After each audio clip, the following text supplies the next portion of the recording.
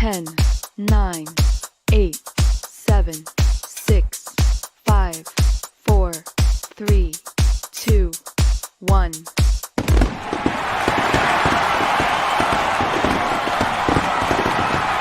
Warning. Viewer-listener discretion is advised. The majority of the content of this program is not fact-checked, and it is highly advised that it not be used for teaching your children from said content, other than making an example out of the hosts of what they should not grow up to be. Remember this. It's the beer talking.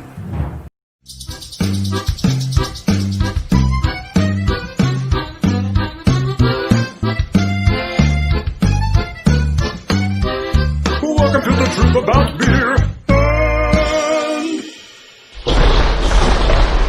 All the crap that we're interested in. I'm Keith Davidson. I'm Papa Joey Stay. I'm Tim Rice. Searching for the truth.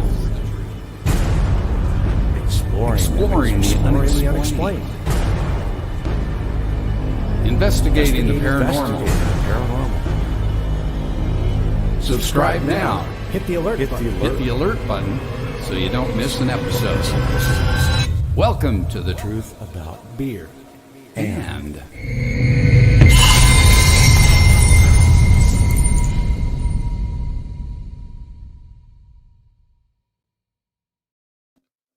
Hey, there we are. There's Keith. Hey, guys. What's up? What's up? Welcome to the Truth About Beer and Happy Unexplained Hour, or number 28. 28. 28. 28? 28? 28. Yeah, last week was 27. Yeah. You can count? I can't count. No, I'm trying to keep track of it. Wow, it's been a busy day today. It's been a crazy day today. Hey, I got to bring you guys up close real quick. You guys look like you're less hairy this week. we are. Yeah. I'm a little bit. I'm going to stay married. That's good. That's a good thing. Bring up our comments. So, who we got? Hey. Mike the Naked's on. Can you bring up my volume, please? Wendy, sure. Wendy and Kathleen. And of course, Vinny's on and Super Horror Show. What up? Yeah. Welcome, everybody. Thanks for joining us on our number 28 show. Episode. Very exciting show. Shall we do it? Shall we bring the guru of the I think studs we on? should. Man. Let's Get him in here. You do know that him? really nice little thing you were talking about. You know him, you love him. The guru of the suds. Can't Mr. drink Jeff without him. Stay.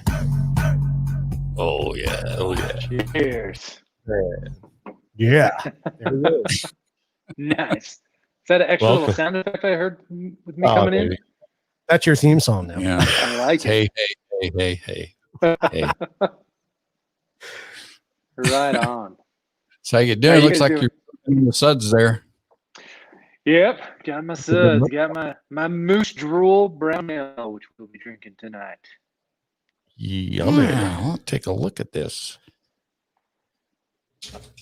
I think I should go invisible here so it's not messing up with the letters. No, there. you're fine. There you go. I can still talk. This says right here, make water fun.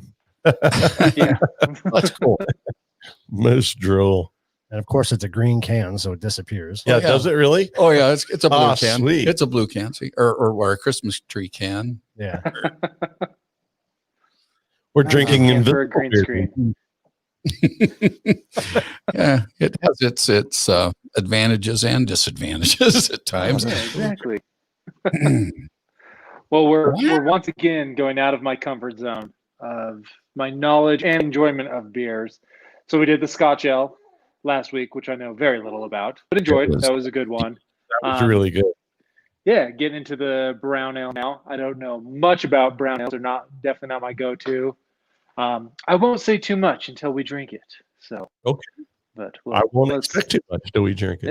Yeah. And, So let's crack them. Let's pour them. Do it. oh, that's right. How's do you know you don't know anything on this, and so It didn't make much noise. we pour as we pour. Yep. And nothing fancy to solid. pour, just however you like to pour a beer with this. Very pretty You color. generally don't get too much of a head with a brown ale. They're not really known for being real carbonated. So They're not headstrong, huh? And what's the MPG on this? this is a 5% ABV. I'm so glad you guys are just like, you know what I'm talking about now.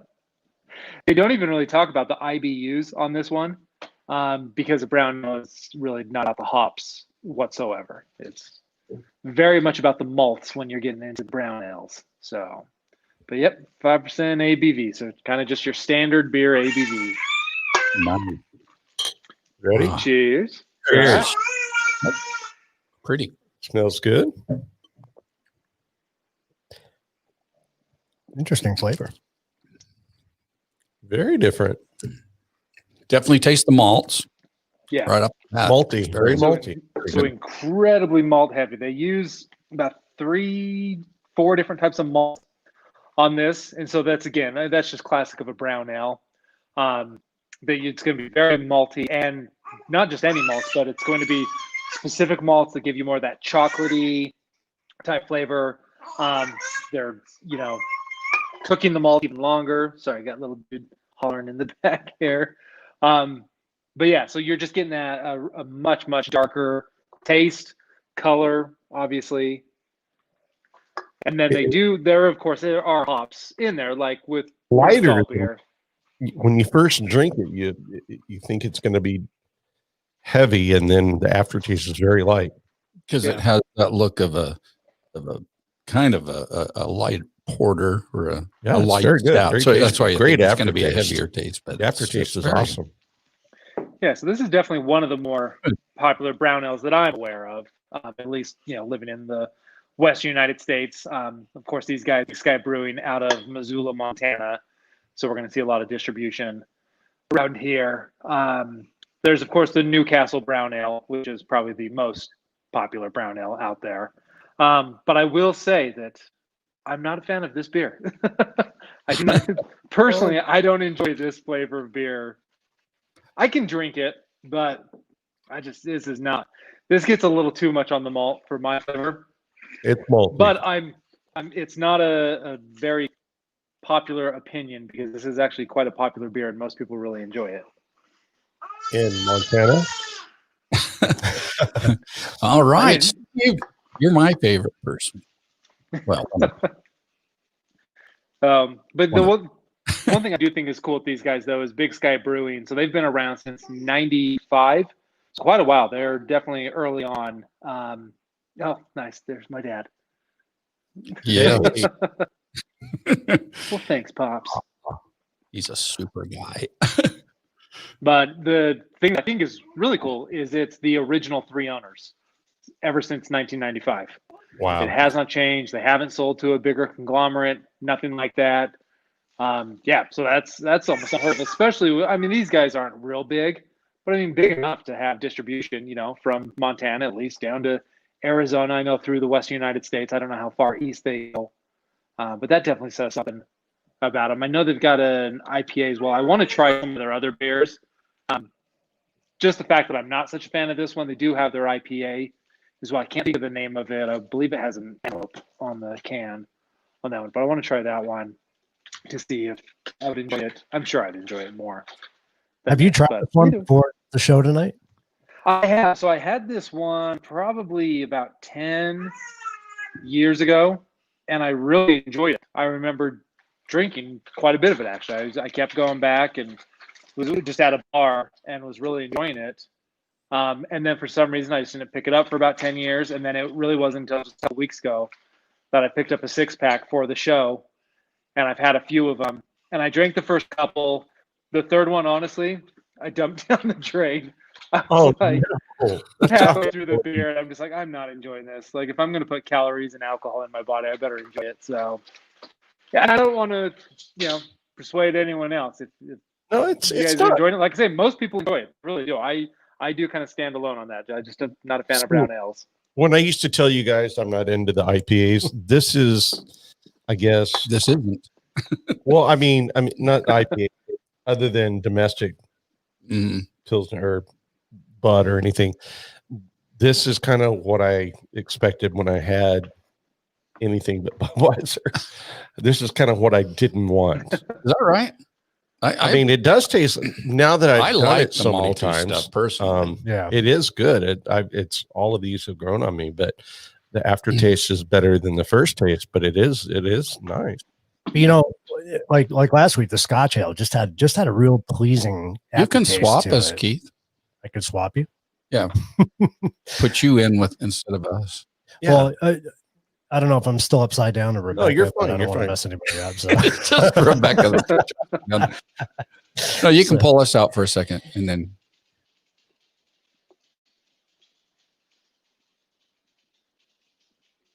Oh, no, I don't hear you, Keith. I don't know if it's just me.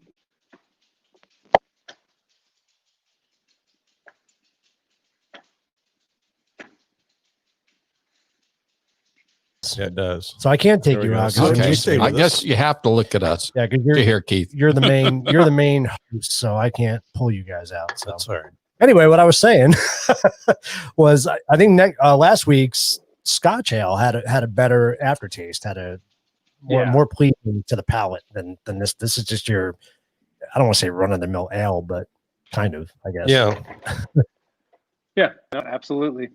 I agree. Yeah, that Scotch ale, I was pleasantly surprised with that one. I did enjoy that. That'd be one that I'd buy again. I won't buy this one again, but again, that's just me. So you said, Joey, you do like the dark malty flavor of it?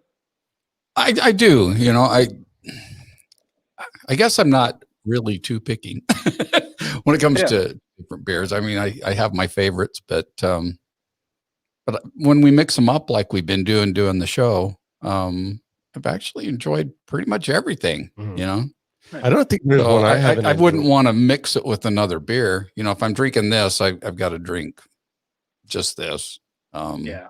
Because I couldn't follow up this with an IPA or vice versa. Yeah, that's a good point. Really mess with my taste buds.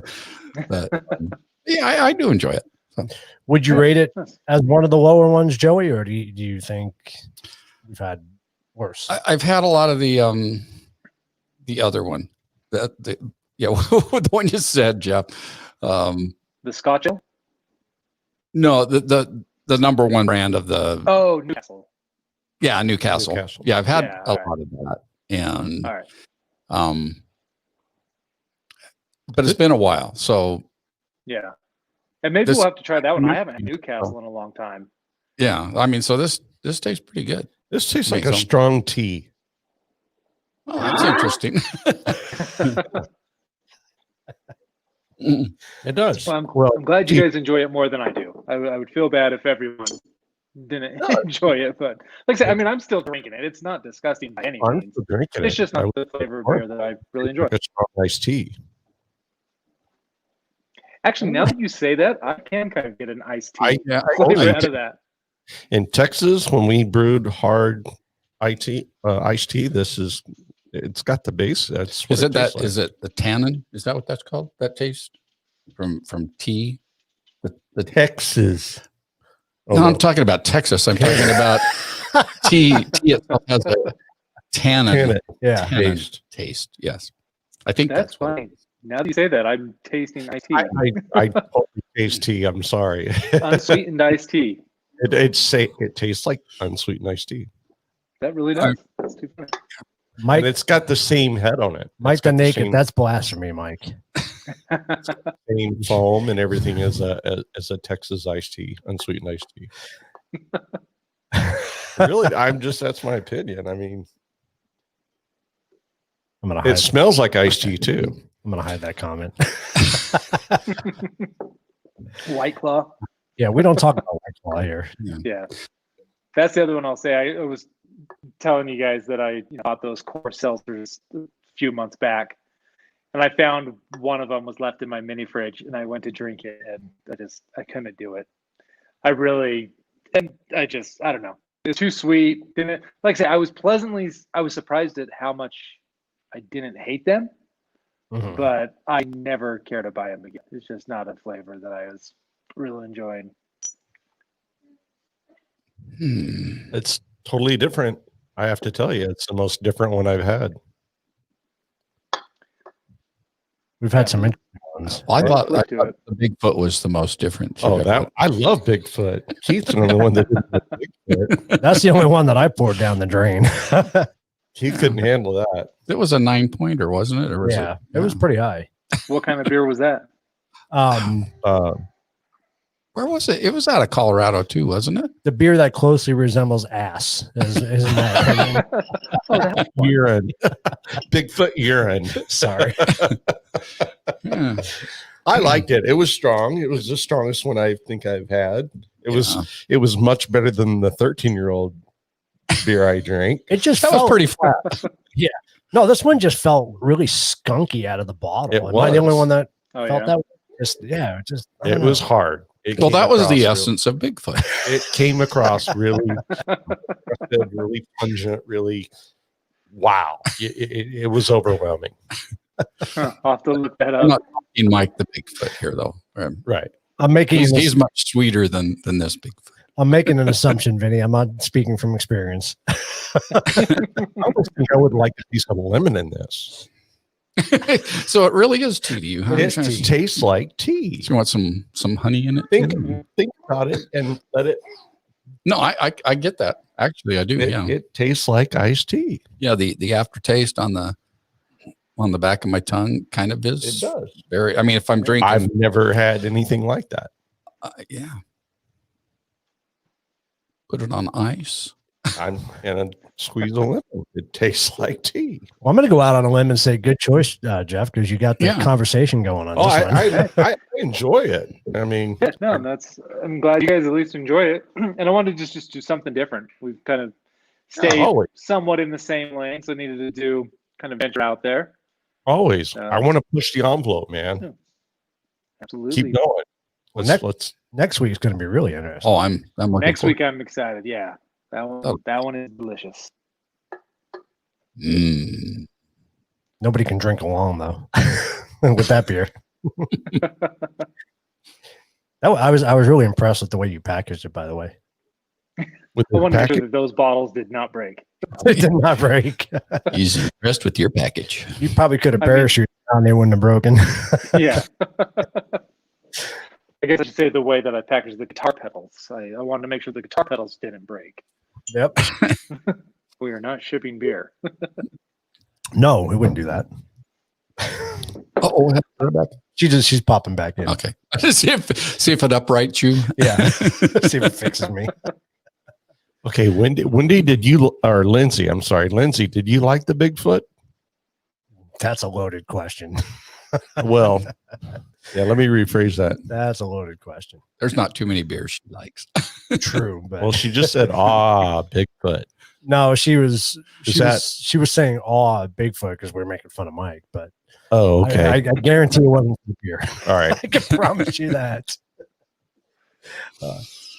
So we need to make a decision. Are we going to do like an ugly sweater thing next week because it's the week of Christmas? I think we should. I think we should. You got an ugly sweater, Jeff? I do. Cool. I think Do we it. should. Do I will rock it.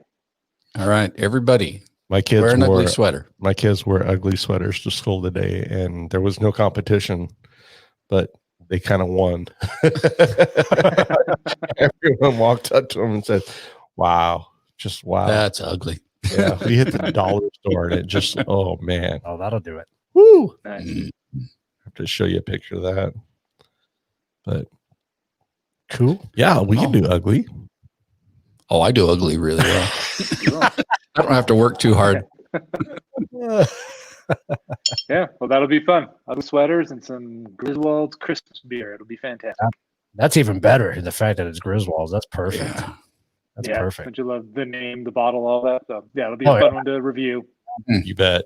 Yeah, I'm excited. Very cool. I think I'll All right. dress as Eddie. A Bronco There you sweater. go.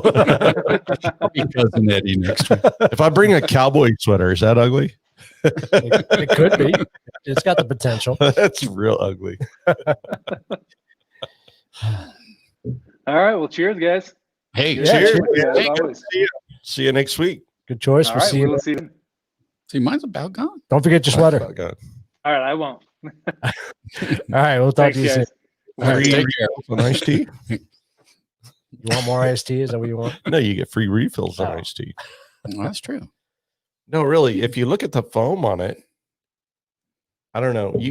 Have you been to Texas? Do you know what? Yeah, I've been to Texas. All right, you know the Texas tea has the foam on it. I guess I don't know that much about Texas. The way my parents used to boil tea, the tea leaves, and they boil it, and you siphon it, and you get all the. I thought Texas tea was oil. It is. Okay. Well, this kind of looks like oil, but not quite as thick though. Again, not quite as thick. No, this is like the tea I grew up with. It really is. It tastes like it. So you like it? Yeah, I do. I do like it, but I was so burnt out on tea all my life that I've kind of like strayed away from tea. But this brings me back to like what I grew up on. I mean, after I could drink beer, I never drank tea again. Right. Yeah. This would make you feel a whole lot better than that tea you drank as a kid. I'm not that unhappy with it. It's really good. Well, I like the soft foam and the soft head and the light aftertaste. It's really good. I think I'd like a lemon in there. We'll try that next time. We could try that. Yeah. Wow. I don't have any lemons or Just anything, saying. but you know. Go ahead. I was going to say, I think before we break into the topic of the evening, which discuss the SLS camera, we should say a little bit about what we released today. Yeah, I really think we should. Yeah. So we decided to collaborate with some of our, would you call it our horror family? Our horror family. Horror family. Yeah, para-horror family. And decided to do a Christmas song this year. A Creepmas song. Creepmas, yeah. That comes with a warning, though. Parental guidance suggested. Yes. I love it. So it's the 12 Days of Creepiness. It is on our YouTube channel. You guys can go check it out. Please go check it out. Share it. And while you're there, if you haven't subscribed to our channel, please do so. Yes. And like the video and share it. Share the heck out of it. And then comment on it too, because that'll really help And us. tell us what your favorite day of Christmas is. Or Creepmas. What's your favorite? Yeah, what's your favorite day of Creepmas? What's your favorite day? I just wonder, most of the guys will say day 2. Day 2, day probably. 2. Yep. I like day 2. I already told my wife day 2. She knows that. I like day 5 too, though. Yeah, day 5's fun. But day 12, They're was all pretty good. special too. They're all good. Yeah, But they're all. just makes Everybody, the whole thing. everybody that participated in it did such a great job, and we're just tickled to death. Yes. Tickled pink. All right, let's show this. Are we Well, we're not teasing gonna, it or no, are we no, showing no, it? we're not going to show it now, but Oh, we're not? no. Oh, We want people to go check it out. Yeah. all right. Go to our YouTube channel right now. You can't check Well, it out Well, until you well, you can't after watch this us, show. but- After the show. after the show. Unless you're After the watching show, on because Facebook. yeah. Never mind. I want to see it again right now. Well, watch it on your phone because I don't have it queued up, so can't watch it. Okay. All right, so let's do this, shall we? Let's. I don't think Rebecca's come back yet, but She got lost. It's upside down. So yeah, we have a couple of guests to bring on tonight. They're pretty much the group that really got us involved in doing paranormal investigating, and Our para family. yes, a big part of our para family. very close family. Yes, and you've met him before if you've watched some of our other stuff. But let's bring on Mr. Vinny Amico. All right. Hey, everybody. How you doing, man? He's the man. Doing all right. That's a sexy flannel shirt. You like that? I can't pull that off. It'd kill you if you tried to pull it off. Yeah, well, it probably would. Yeah, he's comfortable. You guys had me jealous drinking beer. I'm still doing my seltzer like a good boy. So It's tea. it's yeah. I don't think I'll be able to get away with that one. So didn't you tell us though you had a date that you planned to partake of some? I was going to do it for my birthday, which was in late October, and I didn't bother. I might do something for Christmas. At this point, it's been so long, I don't know. probably not. If I was going to do anything, to be honest with you, it'd probably be a nice shot of scotch. Wow. Nice malt. You can't go Good wrong choice. with that. Can't go wrong with scotch. No, can't. But we'll see. See what happens.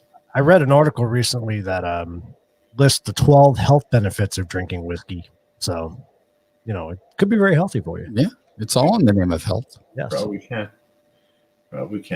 But we'll see. See what happens.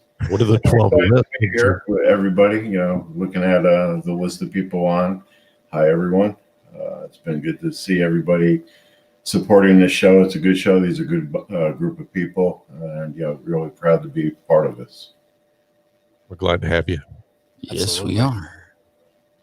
And we also have another fine member of our very close-knit para family. And she's another member of the AZ Peers group, and she has her own kind of investigation thing known as Shadow Form Investigation. And you have met her before as well. Let's bring on Rebecca. There she is. Okay. Guys, How are you? good. How are you guys doing? See you again. You Wait, too? upside down. I'm kidding. Where's your flannel shirt? Feels like 3 or 4 days since I've seen you.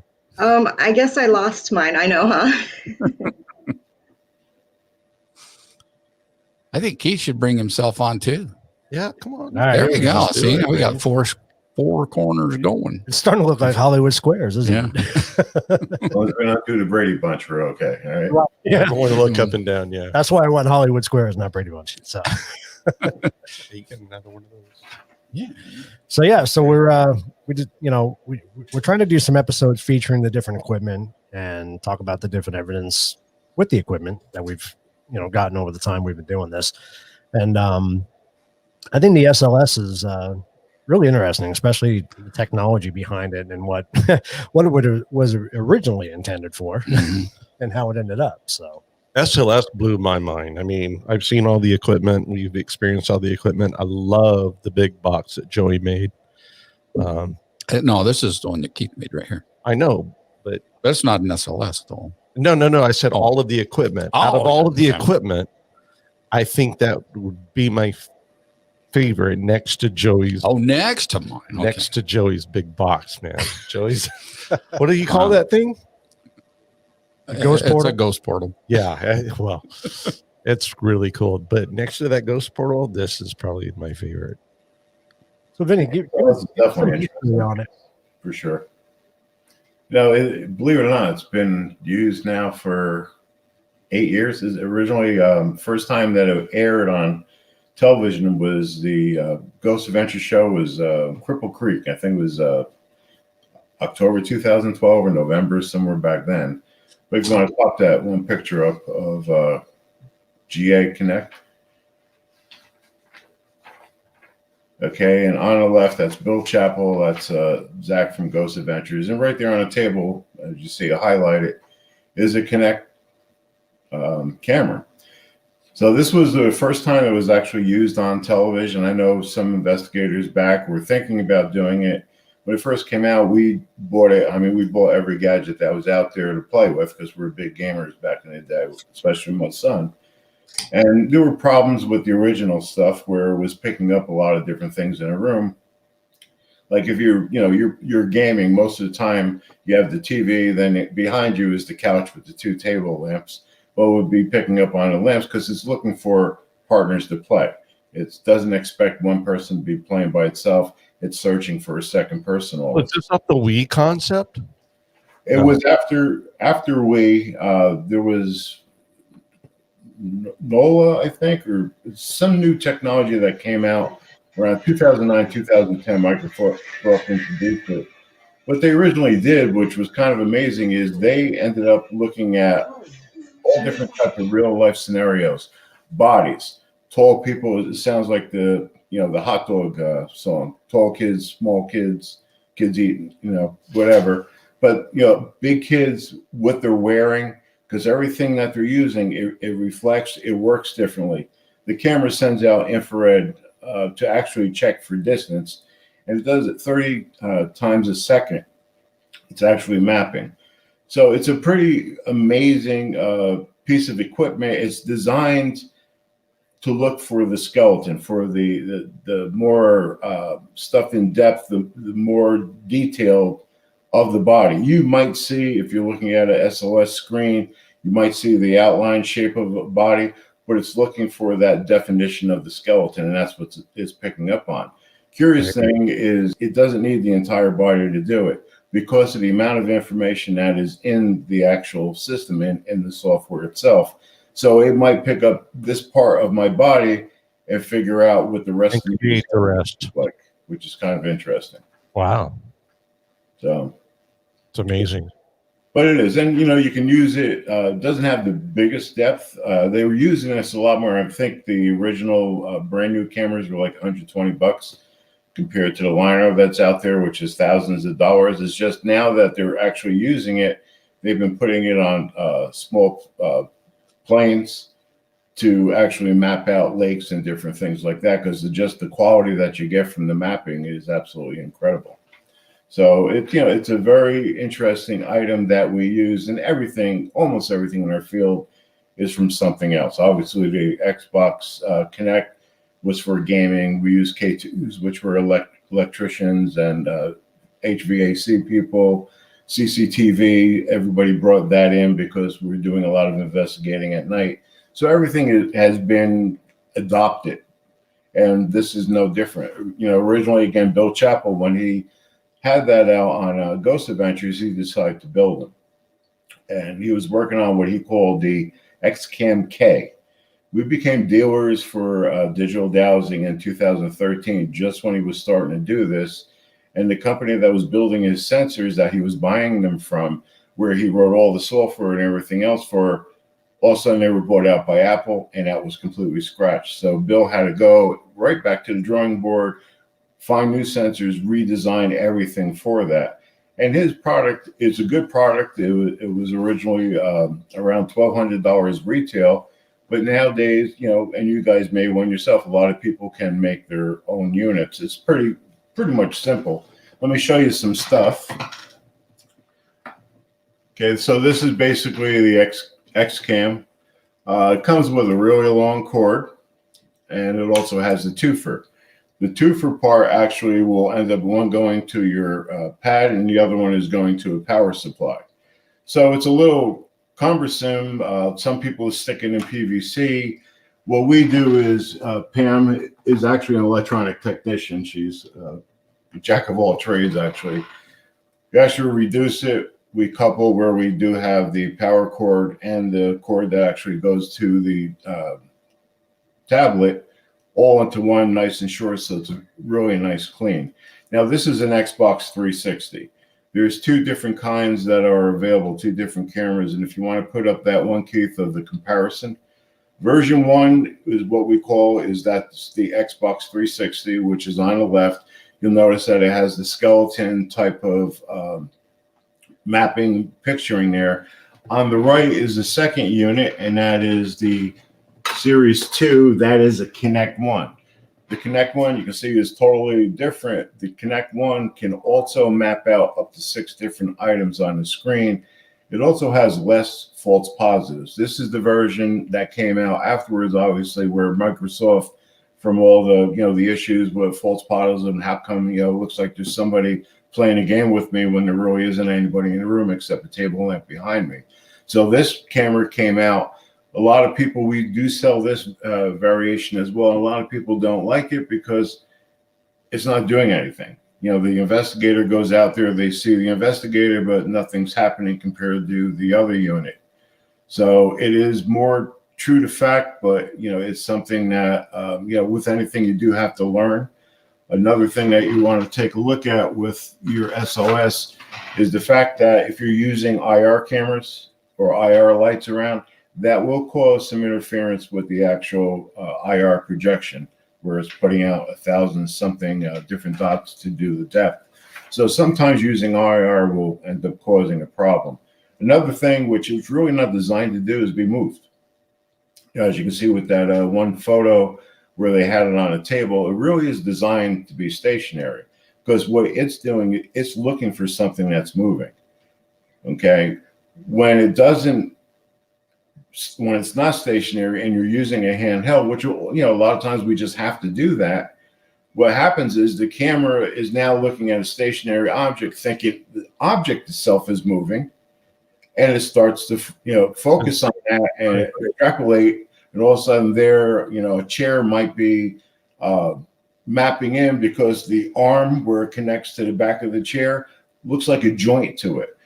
Up here, the top of the chair looks like shoulder joints. So all of a sudden it starts using, that must be a person. And all of a sudden, boom, there it goes, and it's mapped in. So if you are using an SLS camera, you're thinking about buying one, try to use it as much as you can stationary. We use a tripod, a real simple tripod.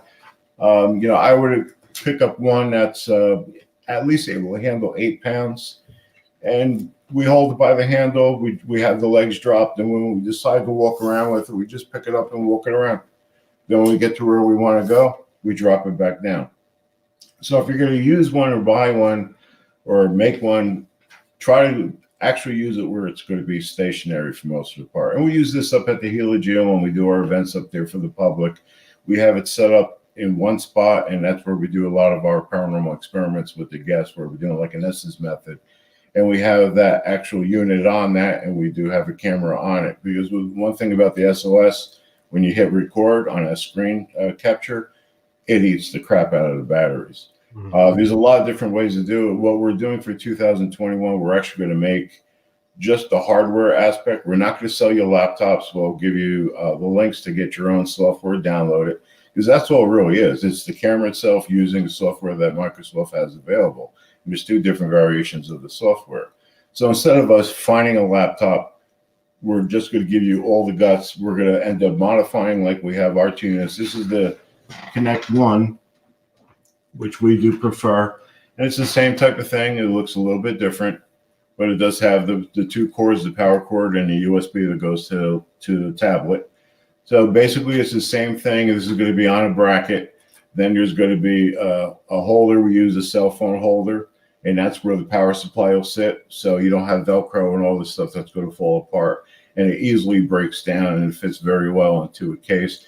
And then you have the other, which is going to be holding your iPad, another holder. And as far as the actual tablet itself, you need one that's fast.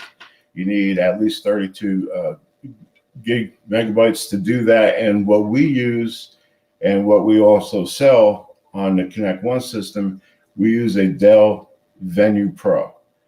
It's a used tablet, but when these tablets, and you can buy them new, they're like $600-700 tablets. So I'd rather spend $200 on a refurbished tablet than spend $200 on some type of knockoff thing, because I do trust Dell. There are good tablets out there, but Dell makes a very good product, and our unit is extremely fast. Another nice thing about using the Venue Pro is you can actually have it plugged into power while you're running it. So if you do have AC available, it's an ideal situation. The camera itself is 12 volts DC, so you can actually use an adapter, a 12 volt DC adapter that you would use for, say, a closed circuit television camera, one of those small ones that I think it's 1 amp, which is more than fine to power up your Connect camera. So both your laptop and your camera can now be powered up, and pretty much you can run the thing all night long, provided it's in a stationary format. Right. We do have a lot of videos that we're going to show you over the course of this, different type of applications. So at any time, key through, and then we'll end up rolling that. But I'm trying to look at the comments too. So if anybody has any questions, you can shoot it in a comment, and let me see if I can answer some of those for you. They're expensive. Are they necessary? Yes and no. It depends on where you're going. If this is a part-time fun thing for you guys to do on a weekend, what do you want to do? Watch TV or go, someplace? Okay, you might not want to buy an SLS. But for someone that is serious and in this trade and doing a lot of investigations, it's something else you need to have in your toolbox. And that's pretty much it. So it depends on you. If you want one, get one. If you don't think you need it, you don't really need it. Vinny, the difference between the first version and the second version, what distance do they cover? 3 to 12, roughly. 3 to 16, pushing it, but 3 to 12 for the most part. And with the Connect One, the second one, the newer ones, second version, that actually will take a while for it to physically map somebody. If an investigator walks into the frame, it'll take maybe a second or two to map it, where the other one will pick it up. Then all of a sudden they'll start picking up a pole or a coat rack or side of a bookcase. So you have to be really careful again about that movement. But basically, it doesn't have that long of a depth, which is why they use the smaller planes to bring it low to the ground to do its mapping when they do that type of application. But for most of the time, if you're in a warehouse, you're not going to be able to do an entire warehouse at once anyhow. So you're going to be constantly moving positions. But a standard room, if you're doing a residential investigation, what are rooms 10 by 20, the biggest room? So you pretty much have the average use covered with either one of those. Are there aftermarket cameras out there, or you just got to go to the gaming systems? Do they have other types? There's nobody that makes a new one. It's all pretty much used. There are still some that you can buy new. They run about $120 to $150. You can find used ones on eBay. If you're going to do that, you really need to look at who you're buying from. What's their, the 100% positive, or people happy with what they're buying. Look and see if they're selling a lot of those. We take the chance for the people. We go, like, I have 3 on order now. They're going to be coming in. A couple of people I know want them, so we're going to build them for them. But we're going to get them, and if they don't work, all right, it's on us. We have to end up, dealing with trying to get our money back or getting another one. So we're taking that part of the equation out for the people, so they don't have to deal with that crap. And again, Pam's going to go in there, reduce the cores, so you don't have all this jumbo of crap hanging around, which just adds to the weight, which you don't really need. We need to have her do that to our cord there. Yeah, exactly. We just did it for Wendy. I know we have to get Rebecca's camera for sure, get that taken care of, because we do sell a product from Gotcha Ghost. He's been making them. Originally, we didn't want to get involved with making them, for the simple fact that, it's the tablet. They're expensive, and if you get one that just meets the criteria and it's a knockoff, you don't know how long it's going to last, what type of problems it's going to be. Is it going to get bogged down when it gets updates? What's going to happen to it? So we decided, let's stay away from it. We'll just sell somebody else's. We'll do a third party. But now looking at everything, it's like, so many people are able to build them, and you guys built your own, so you kind of know what that's about. But the thing is getting all the components, getting the different brackets and different things like that, and then modifying the actual camera itself so you have a little less spaghetti. That's what we're going to do for you. So we're going to put together, it's basically an accessory kit.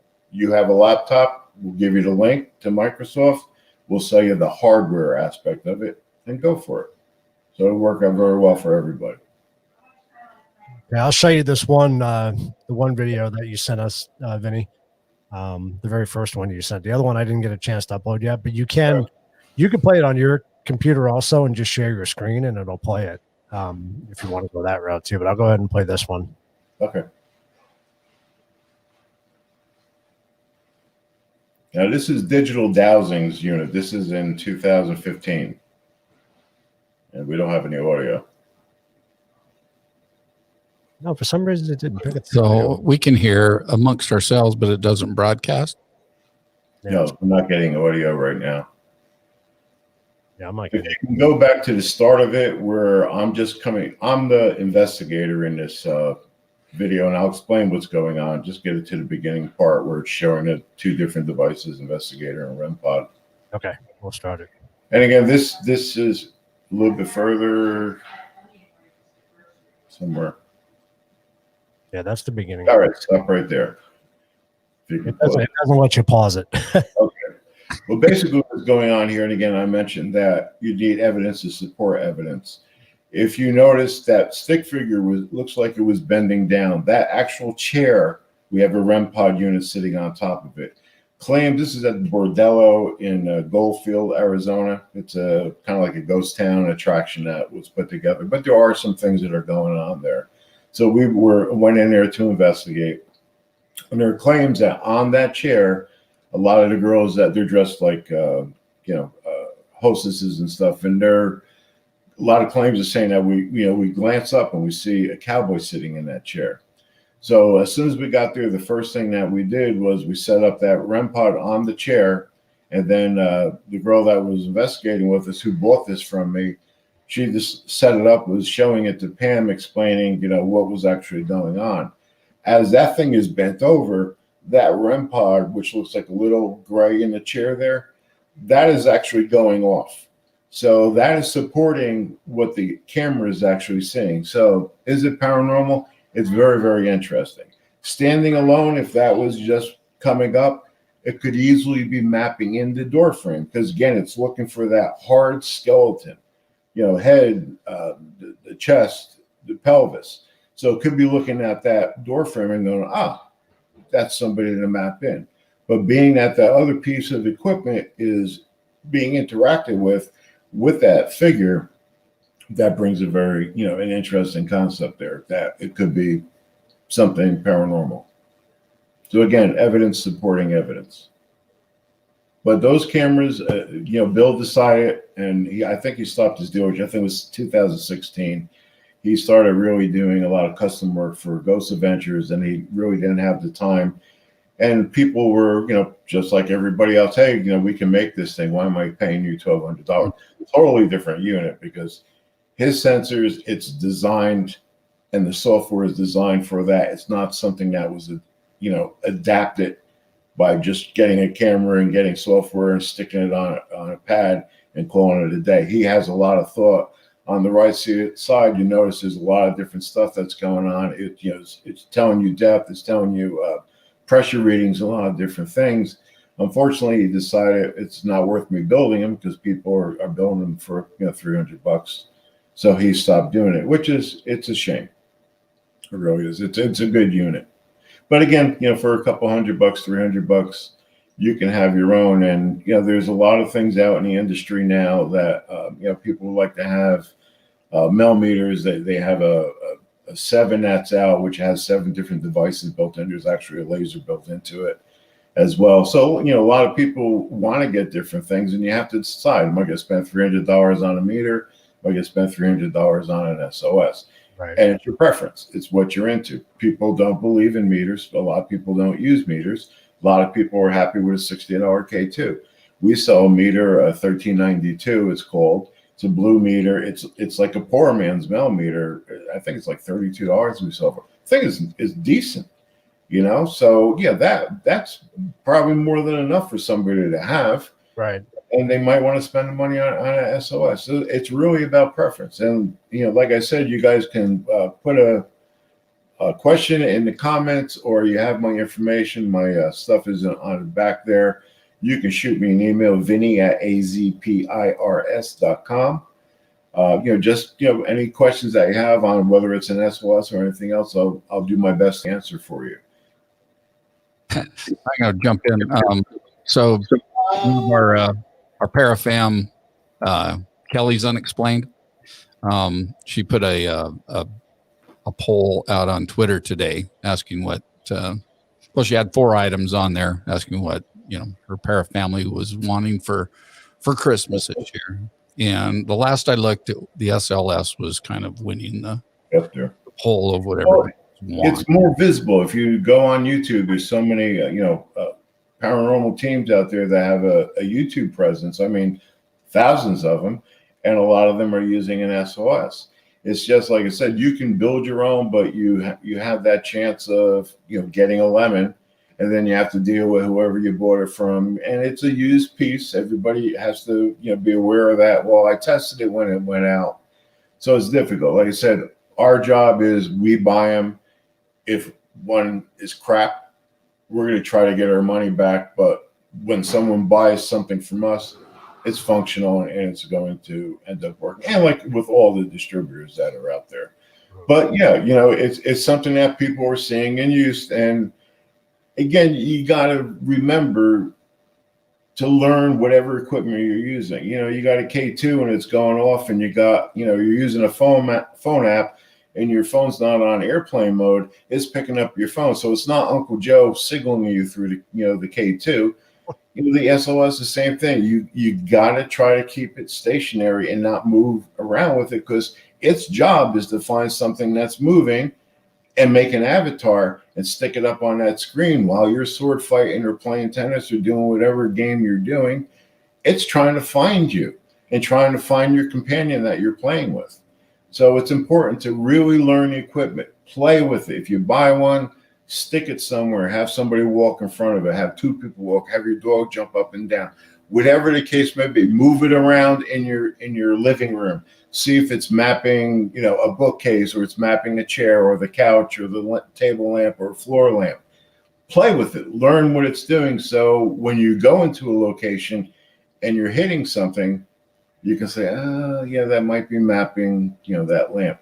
An example of a problem we had was when we were with you guys at that bar Skies out in Apache Junction, Arizona. Mm-hmm. I was in the kitchen. I was doing an EM sweep because there was a lot of EM in that kitchen. I mean, it was really loaded, and my God, it's definitely a cage in there for sure. But Pam and Karen were on the other side of the wall, and the claim is there is an Indian apparition that has been seen on this wall. Now, the wall itself, there wasn't really much on it. There wasn't a chair on it. There wasn't a floor lamp. There wasn't something that the unit would map. And Pam and Karen, they were working with the SLS. It was on a tripod. There was nobody in front of them. All of a sudden, it started mapping out something. So Pam hits record. Everybody goes over. They're physically watching this thing on the screen. And yeah, we're recording it. Cool. When we went to review it, it was not there. But we know, and people saw it. There were more than one person that actually saw that map. What was it? What was it mapping? There wasn't anything there to map. There wasn't a painting on the wall. There was nothing to map. Right. So that's, very curious and very interesting, because there's nothing for it to have a false positive. So again, just play with your equipment, learn how it reacts. And the equipment, the SLS, is smart. It's a learning system. It's artificial intelligence. It's designed to check out the surroundings, learn about it. It'll learn about your body. It'll figure you out. If you tend to be on the camera a lot, let's say you're the lead investigator and someone is with you and they're filming you, you're on the SLS, you're doing a spirit box session, whatever the case may be, the more you're on it during that stretch, the more it's going to recognize you and easily map you. So just keep all that in mind. Now, Vinny, I don't know if you've had any experience. I know we use the phone apps quite a bit, but like Christine asked, what do you think about the GhostTube SLS for iPhone? So GhostTube, that it kind of mimics the Spirit Box that we use all the time, or the not the Spirit Box, but the what's the word I'm looking for, Joey? Help me out. The Ovilus. Thank you so much. Yeah. Anyway, they came out with an adaptation to it that it's a GhostTube SLS. Now, when we messed with it a little bit, and I would have doubts from the beginning about it that a phone could actually do that. But this weekend I was doing some research on motion capture, and I watched a big video that the iPhones can now do motion capture. There's an app where you can do motion capture with it, and you can send it into a 3D automation software and actually make 3D characters out of it. So now, after reading that article this weekend and watching it, I'm a little bit more not so skeptical about a device like that. Is it a cost? $10, $15, $20? It's like $2. It's like $2. Yeah. Yeah. All right. Really For all intents and purposes, throw $2 in the wind and you make the decision to see how it goes. Now you can run that next to an SLS, a virtual camera, and kind of see what's going on. Thing is, with the SLS, it's doing 30 times a second. It's actually mapping. It's taking information, depth, different movement. So be curious to see if this app with a blank wall, if it ever finds something, where the SLS will, if there's something there. It's what it's actually designed to find. It's more going to be designed for movement. If that phone doesn't move at all, I don't think it's ever going to map anything. Right. Yeah, no, it actually works pretty well. It'll map up to 3 images on right, but it needs something physical to map. And it does map. Find something that's not physical. Yes, it does map. with the design of the SLS sending out all those infrared dots to find the depth to look for something that is really not there, I don't know if the phone app is going to be able to find something that's not there. Now, I haven't used it, so I can't say yay or nay on it, and I would like to play with it like everything else. I've played with the Ghost Tube app. I've watched you guys use it. It's kind of impressive. We sell equipment every year. We go through our kit, and we try to make it available now during the holidays. We're not doing much this year, but as soon as I threw that out on Facebook, I got maybe 20 emails. Hey, looking for an Ovilus. Hey, I'm looking for an Ovilus. And I'm like, look, for whatever, why don't you try the Ghost Tube? And if you have an iPhone, there's an iOvilus, which I think is actually Digital Dowsing's app. So, there are apps that are out there. It's just, remember, if you're using an app, turn off your phone. Make sure that it's in airplane mode, because you don't want it to interfere with other items. That's the only thing you have to, keep in mind. But hey, $2, try it. I'll actually download it tomorrow and try it. Yeah, just don't jump the gun when you're calibrating it, because I need to actually delete it off my phone and re-download it, recalibrate it, because my people aren't right on. So now, does it work in total darkness? I haven't actually tried it in total darkness. So I don't know. That's a good question. Yeah, that is a good question. And does it see IR? Like, we investigate, most of the times with just an IR source. Mm-hmm. So we're walking around, we're using the LCD screen on the camera to see where we're going. Some of us have flashlights, but is that going to be effective in that arena?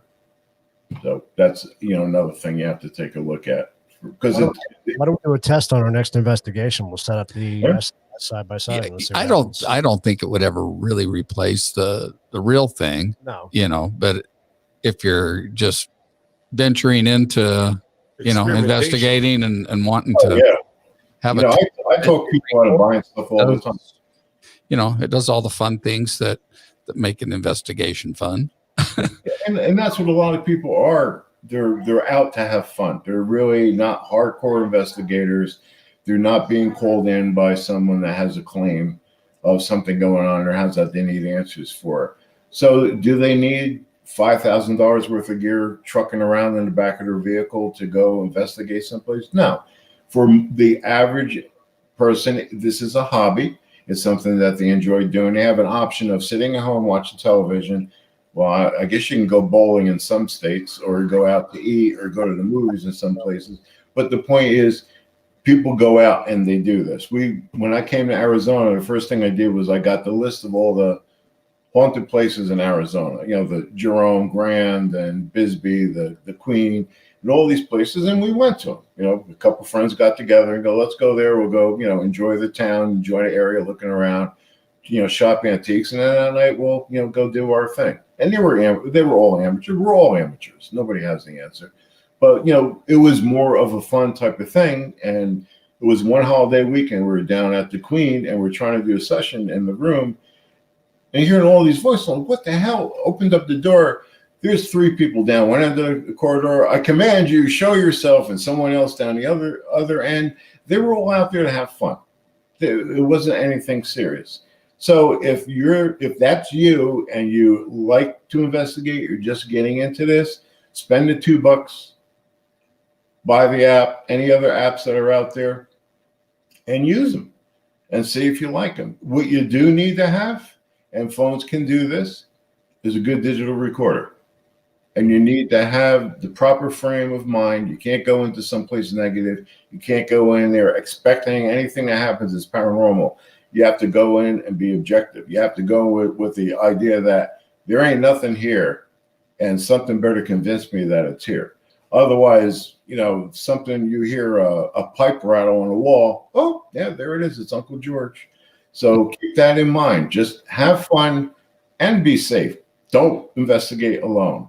If you're investigating in the dark, please use flashlights. Watch what you're doing. It's important, because I know a lot of people that have broken legs and arms investigating, not paying attention, especially if you're going into older buildings, stuff that is, been vacant for a while, that's in ill repair. we were just at a location this weekend, in Miami, Arizona, that we're going to be doing events there in 2021. And there's sections of the floor that are just, if I was to walk on, I'm a fat guy, I'm going through. So we taped off a lot of things when we did an event there earlier this year in October. But you got to be careful. You got to go in and make sure that, number one, you and your team, everybody that's with you, is safe. You could walk into a concrete open pool. Yeah.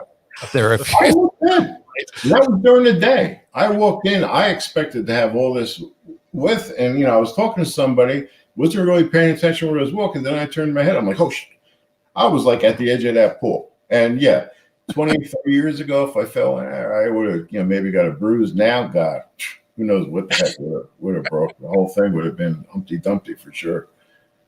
But just be careful out there. Have fun. Download the apps. Use those first. Like I said, people contact me. What should I buy? My grandson's into this. What should I buy? I'm like, nothing. Because you'll say it's just like exercise equipment. People, January 1st, I'm going to work out, and they buy whatever, and then you go to garage sales in May, June, and everything's there for pennies on a dollar. Same thing with this stuff. I have a lot of people that contact me. Hey, I bought this blah blah blah from you, and is there any way that you can buy it back or help me get rid of it? And we do that. We put stuff on our site for people. We tell them to go to eBay. That's probably if you have an account, that's one of the easiest ways to do it, because there's so many people that are going to end up seeing it. But don't be elaborate. Don't go buy these. There was speaking of eBay, somebody had a portal device there, Wonderbox, whatever it was, $3,000 bid, and somebody bid on it. I'm like, $3,000 is a lot of money. And there's no guarantee that anything is going to be happening when you use it. It really depends on the person that's using it.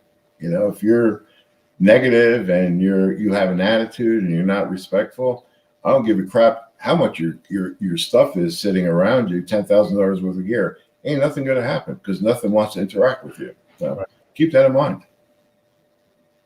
I wish Rebecca was able to come back on, because I did want to talk about one of the coolest experiences I think we saw with an SLS camera. Probably, I think that was our first experience, wasn't it, Joey? Yeah. And, it was. You talk about having to use different pieces of equipment to kind of validate what goes on the SLS. But I think the time we were at Acadia, when she was filming in the room, nobody else was in the room, and she caught the anomaly on the SLS, and she asked it to wave high, and probably 5 seconds later, the anomaly puts up his hand and waves high. That was probably the coolest thing I ever saw on an SLS. Yeah, and someone might look at it and go, oh, it's mapping the chair. But the thing that made it interesting with being in the chair is that it had its leg crossed over its knee, like a kid would be sitting at a chair with his leg crossed, which I don't know how it would map something like that. Yeah. Was that Rebecca's SLS? Was it? Yeah. I have some footage of the ranch. I think it's actually Lindsay was in the morgue room. Mm-hmm. Mm-hmm. And there was something that was mapping by her, and it was actually, she was saying, hey, reach and touch my hand, or reach back to her, which was kind of cool. That's up on our YouTube channel. I think it's a 3-minute video, which I tried to send you before. You can look at stuff that's up there. These guys have some stuff also that you can look at. There's tons of people that are using it that are out there, but it's other than just having something appear, like Rebecca was doing, hey, do this, ask for interactions. We have a REM pod built into a teddy bear. We have that at one of our locations that we were doing. It went off. We asked it to stop. It stopped. We asked it to play with again. Asked it to stop. It stopped. So that's some type of validation. It's not just a random something going on. So if you're using an SLS and something maps in, get it to do something. And if you can get it to actually move a hand up, if you're asking for that, or to reach to me, that's something more than just something sitting there. And that probably can be done with, a phone app. So yeah, I would end up looking at those phone apps for sure. I know Tim had a really cool experience with us, and that was using this one that Keith built. one of our investigations. It's a to be yet released episode, but I was not a it's big fan of SLS until that night. yeah. And then once we had that experience at the hitching post, it blew my mind. And the fact that we cut it on camera for so long was amazing. And that was enough to convince me. That was my moment. Tease it just a little bit, though, Tim. Yeah, something I'm not saying, and it stays there for a while. No, all right. That's. I don't want to give away the whole story.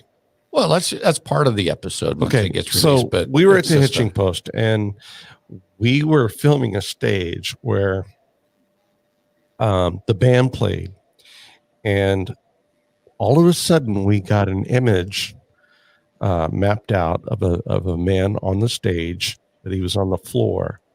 And at first I thought it was a child dancing. It kind of looked like he was moving, dancing. It looked like a little child. And then the more we started looking at it, the more we learned that the legs were kind of pinned, and the legs weren't moving, but the arms, everything were moving. And so we went out and talked to the guy that was leading, that locked us down that night. And we said, what's going on here? And he said, well, that's where supposedly the owner died. There was a boat and it fell down on him and it trapped him, and it was on his legs, and he ended up dying overnight. And I said, where was that spot? And he showed us, and we looked up and we found the beam where the hitch would have been, where the boat would have fallen. And this SLS figure appeared there for quite a while, and the legs would not move, but his arms would move. And as we were talking to him, he was like reaching out, trying to get himself free from this boat, and he actually died that way. That blew my mind. That convinced me that the SLS is real. It convinced me that it can help you understand a situation where if somebody is in peril, that you can recognize it. I would like to go back there and let this gentleman know that he can move on, because I believe he's still there suffering. And if you look at the SLS, that blew my mind. I've seen on the SLS stuff on TV and what little bit I've seen with Joey and Keith Hughes, but that right there completely convinced me and changed my mind, because this man was struggling and pain and agony, and you could tell that his legs were trapped. And after hearing the story, blew my mind. We didn't know it was an old marina repair shop. Yeah, before that, totally. So that was kind of interesting to find out. Totally, and he died there, and it is now it's a restaurant and a bar, and they play music there. But right at the stage where we captured this anomaly, which please stay tuned, because I would love for you guys to see this episode when we do bring it out and publish it. It's the most convincing SLS footage I've ever seen, and it changed my whole life. And that was your first experience with one, right? As far as seeing one live.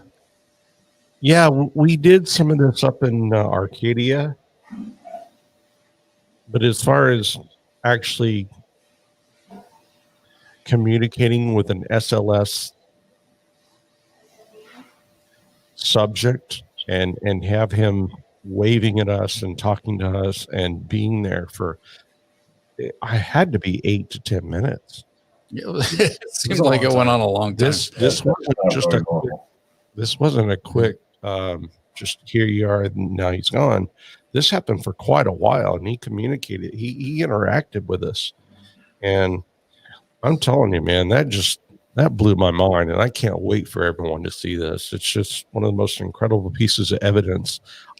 I think in the SLS world, this is one of the most incredible pieces of evidence that anybody could ever see. That's a huge claim. No, well, if you know the story. Well, here's the funny thing is we spoke to the gentleman that was on the lockdown with us, and we didn't speak to him about the SLS footage immediately. It happened a little bit later on that night. Right. And so we didn't say, oh, this is what we saw. What's the backstory here? No, it as our investigation went on, it led to the backstory. And then when he told us the backstory, we're sitting there going, okay, wait a second. Let's go back and look at that footage again. And when you went back and looked at the footage, the way he died kind of correlated to how the footage came through on Right. the SLS. So. Yeah, because while we were watching it, we didn't think about somebody being pinned. I thought it was we a just little thought child somebody sitting on dancing. we just thought someone was sitting on the stage. Yeah, there was Yeah. activity. It was like no big deal. But as we sat there and as we eventually went out and brought the guy in and said, hey, we're getting this activity. Can you tell us what this is? And he came in. The guy we brought in just totally melted and said, oh my God, bless his heart. That's him. I mean, changed my life forever. You have to see the footage. If you see it and you look, if you see us, we're sitting there going, what is that? What is that? We're discovering it as you watch it. But as it goes on, you will see and understand and be convinced that what we are watching and what we were witnessing actually came to light and came to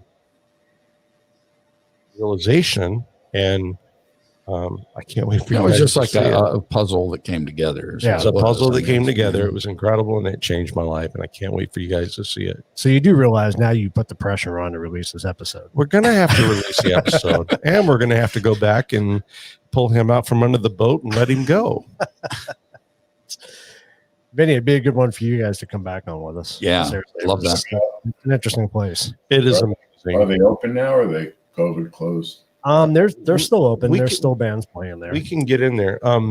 But Vinny, if you could take a look at this video, I think it'll just blow your mind. I mean, like I said, I've seen the ghost hunters, I've seen the ghost investigations and all the stuff, SLS in the last few years that they've had out on A&E and History Channel and Travel Channel. Travel Channel and all. I was always skeptical, very skeptical. I saw the one they did with the Titanic Memorial in, was it Tennessee or Kentucky? Where is that? Somewhere in the Midwest. Oh, yeah, that's right. They They brought parts from the Titanic back and into they the reconstructed museum. and they went in and Yeah, that was a pretty bizarre episode. I saw some SLS stuff in there that didn't make sense and kind of like blew my mind. But this right here is, I'm telling you, this is gold. I mean, as far as I'm concerned, this is the most credible eyewitness evidence of SLS capture I have ever seen, and I'm probably ever gonna see. I don't think I'll ever come close to seeing anything like that again. Well, that's with, a lot of different things. The Ovilus, when we used the Ovilus for years, and it was like, I was to the point where, all right, I sell this stuff, but geez, this isn't doing anything. Then we were in Stanton, Arizona, and we had an absolutely incredible session. So it's not something that's going to, every time you go out, it's going to be the magic and it's going to happen. It could be 99 times, and that 100th time that you go out, you have a session like you guys have that's just mind-blowing. There's no explanation for it. It's not mapping out something. There's something going on here. And then with the backstory of it, the actual location, that's what the paranormal investigating is about. It's not going to happen just because you're out there wanting it to happen. It happens when it happens, and it's not very frequent. So yeah, you're going to see more SOS footage over our investigations, your investigations, that you're going to go, yeah, okay, that was cute. But then you get that one that's holy geez, Oh yeah. And I can't believe the whole time we were capturing this, these guys were in the other room doing investigations in other parts of the building. And I'm like, we kept coming past. please come look at this. And they would come and they're like, yeah, that's cool. And they would walk away. And but we didn't want to disturb your conversation. It was amazing. Because a lot of times when you bring more people in on something, then you lose it. You lose it. So, but I have to think it was 8 to 10 minutes. I've got video of it from my personal cell phone, and it may have been longer, but it was just the most incredible. We'll have to edit it down. Yeah. Yeah. We'll have to send it to you and get your response on it. And then we have to do a whole episode on that. Well, see, the thing is, we got to show the other evidence we had too. We can't just I mean, right. That's why we can't just show that and nothing else. We have to go. We have to. There are several things that happened that night that are pretty cool. So I know you guys like to put together, a polished episode with, that's what we want to do. But show this. We want to show. Shove stuff up raw. Let people see the entire. If you got 3 hours worth of video, let them enjoy the entire thing, and that's them coming to investigate with you. It's not just the meat and potatoes of it; it's everything of the entire investigation. Yeah, so they get the feel of the entire night, what's been going on, your body mannerisms and different things that are happening. You can send stuff up raw. I know, like you guys like to put stuff together nice, but you can send stuff up there, and you can just send it up there as a unlisted link.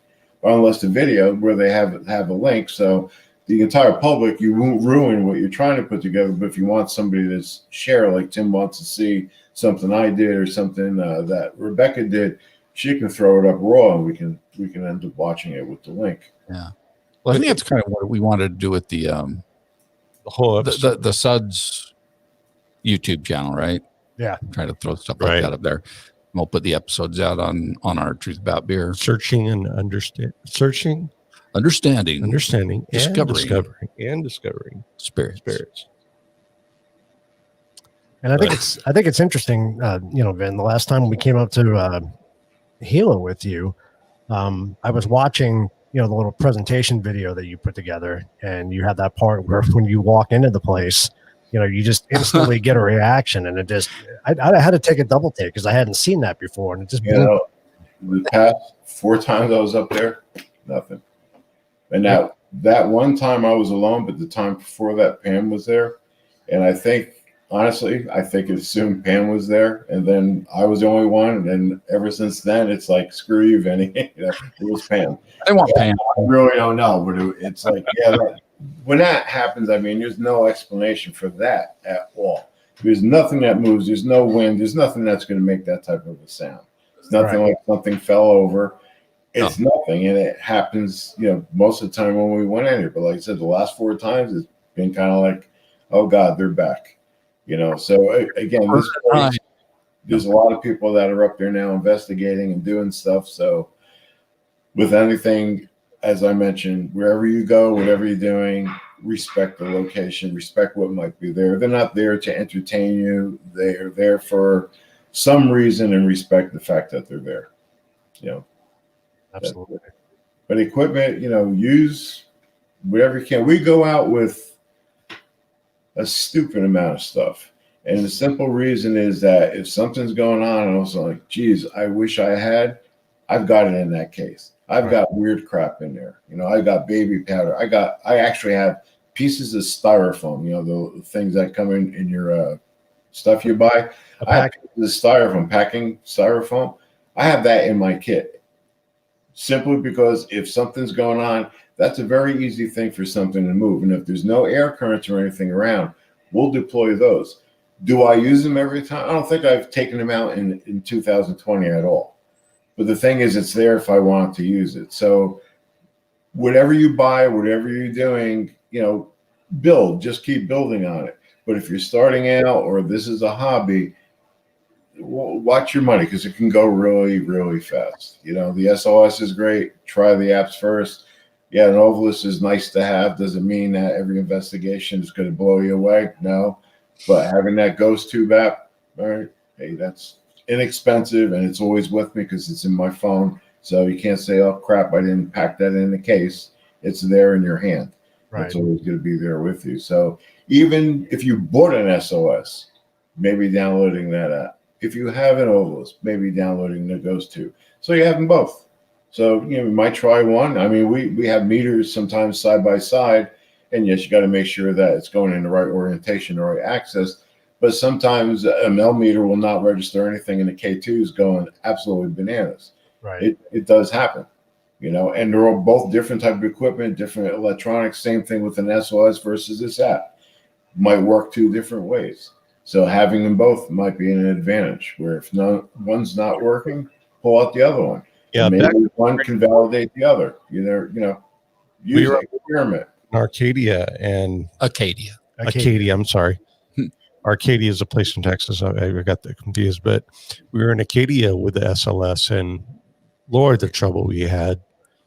Everything went blank, and it just nothing was working. Remember that? That was the IR cameras too. Same thing. IRs and everything, and so having backup is very important. Well, not really backup though, but if you can have two items catch the same kind of evidence, right? Simultaneously, then that's pretty cool. Well, that's cheating. Wants my attention, right? Okay. That's funny. That's the paranormal club. Yep. Take her out. Hey. That's your toy, huh? I think you need to take that on an investigation with you. Hey, it's a good trigger object. You never know. Right? You get that to squeak, you're in good shape. I don't know if I agree with that idea, actually. Right? Hey, we got the cat bowl that we use, the one that lights up. So, hey, why not? Hey, I got road cases that are sitting out there empty. Actually, I got a couple I do have to get rid of, which I'll email everybody on the team, see if anybody wants them first before I off them. But yeah, if you can take, like I said, pack whatever you can. As stupid as it is, we use bells, we have thread, like I said, the popcorn, all different stuff that, little matchbox cars. You never know the application where you think you have a child spirit. Let's try to get it to interact. We use plasma balls. I mean, we use all different stuff, all different times. Plasma balls are nice, which is kind of weird. They're hard to travel with. You got to really pack them well.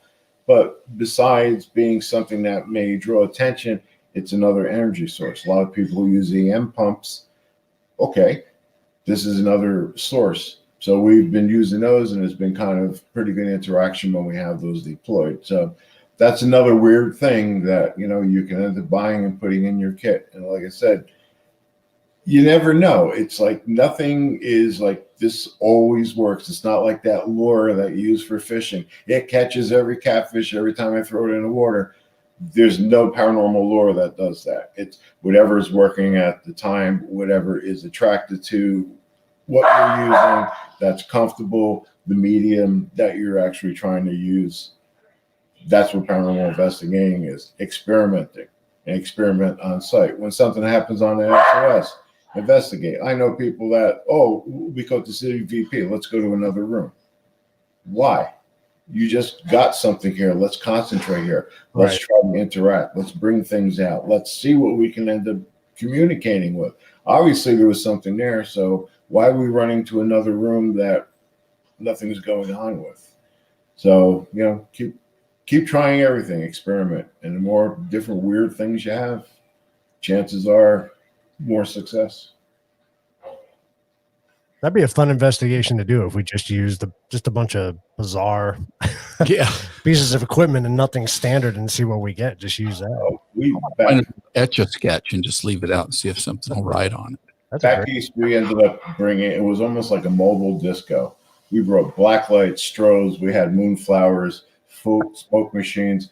We did all this crazy crap this one time just to see what, obviously nothing happened, but it was like, hey, maybe this might work. And we dragged all this place into this location. And it was funny. I mean, it really was funny, but what happens if all of a sudden something did develop? We picked up something with that strobe. We don't have a strobe in our kit, but, we used them. There's stuff that we tried just for the heck of it, guitar pickups.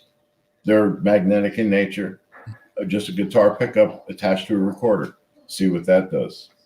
Oh, that's interesting. And it turns out we've seen a lot with just a little ball. Yeah. Well, look what we did.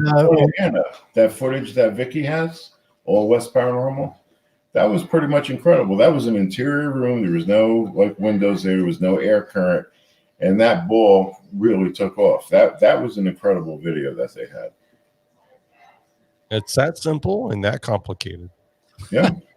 Well, I mean, look, when we did Tombstone, we were in the saloon area and we decided to start playing the piano music from back in that time, like the saloon piano. Yeah, that kind of put me to sleep. But Wendy had some interaction with the cowboy when we were playing that music. She was actually dancing with him. Yeah. So you never know. Yeah, Wendy has some footage of the SLS up on her Facebook page. Ghost, GHOST crew. I think that's how you would end up pulling it up.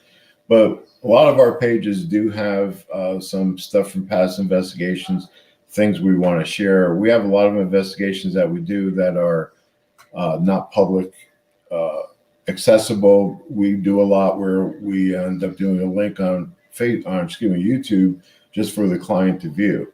But there are some things, even with those, that we might share a bit of it because you're not going to know the location or who we might be investigating. So go check out everybody's Facebook pages and go through the videos and go through the photos that we do have up there, because they don't go away. They never expire. Right. Same thing with, our YouTube channels. And just look around. You got nothing to do. You can either sit on Saturday night and watch reruns of Ghost Adventures, or you can pop on our stuff and take a look.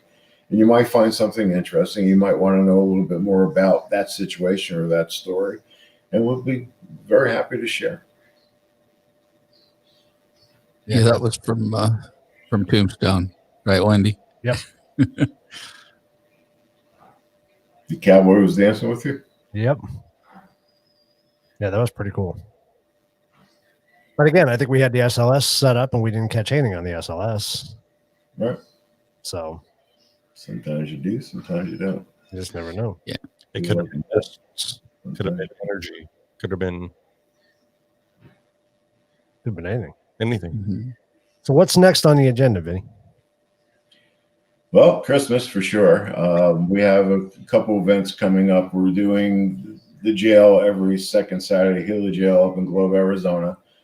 Everything we do are fundraisers for the most part. We are doing a little bit of a twist of a fundraiser. Normally, we've been doing museum locations that basically support themselves in whatever funding they get from the state or the city.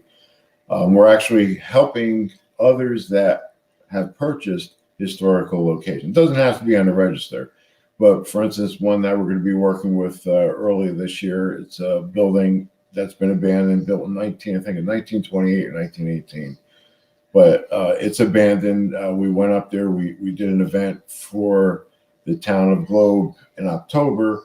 That was one of the buildings. We talked to the owner. Would you be interested in doing this? We did some investigating up there just to see if there's something worthwhile doing. We're not going to just bring somebody to a place, hand them a K2 and tell them go knock yourself out and expect them to have a good time. We're looking for locations that do have activity. So we're helping people like this woman. She purchased this building 20 years ago with the idea of renovating it, bringing it back to its glory. Between finding things that are wrong and different things happening, sometimes it become money pits, and they're trying to hold on to them, and they could use some help. They can't go to the state and go, "Hey, I own this old building. Can you throw me, $2,000?" No, they're not going to do that. So we're looking to support places like that as well. If you have a historic location, an older building that you bought to try to renovate and bring back to life, and you're struggling, we'll be glad to help those as well. So we're doing a Gila Jail every second Saturday. We're also going to do this new location in Miami, Arizona on the second Saturday of January, and we're going to see how that works. We'll probably do that every other month. We're down at Acadia Ranch the third Saturday of every month, every other month. We're doing January, March, May. That's another great location. You hear us talk about Gila Jail and Acadia. Those are kind of like home places for us. We constantly go there. We have a great rapport with what is possibly there, and as well as the ownership of these locations. And we do everything we can, to help them. We generate as many fundraisers as we can, and it's something that people enjoy doing. You come out to our events.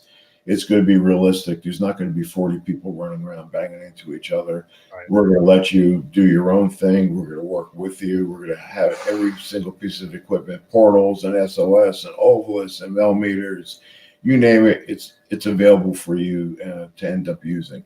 Our events are normally 3 hours, and people have a lot of fun.